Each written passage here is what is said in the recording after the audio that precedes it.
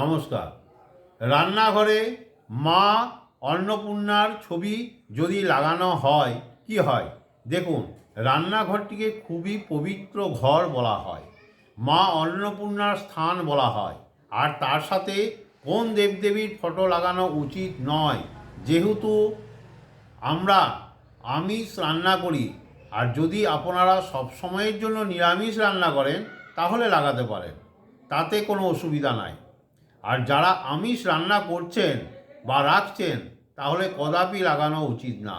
তাহলে কি করবেন, আপনার ঘরে যাতে অপবিত্র না হয় এবং মা অন্নপূর্ণার কৃপাদৃষ্টি থাকে, তার সাথে সাথে অন্ন ভাণ্ডার যাতে কোনো কম না হয় এবং তার সাথে অর্থের দিক দিয়ে কোনো অসুবিধা না আসে, উপায়টি কি করবেন, আপনাকে একটি কাচের বোতল, আপনি একটা কাচের বোতল নেবেন। সেই কাচের বোতলটিতে আপনি 7 রকমের ডাল দিবেন। মিশাবেন না, ডালগুলো সব একসাথে মিশাবেন না, লেয়ারে ডালগুলো দিবেন। প্রথমে ধরুন লাল ডাল, তারপরে হলুদ ডাল, এইরকম করে পরপর 7টা লেয়ারে মিশাবেন। লেয়ারে মিশিয়ে 7 রকমের ডাল ভর্তি রেখে দেন। রেখে যেখানে আপনি রান্না করছেন তার আশেপাশে আপনি রেখে দিন।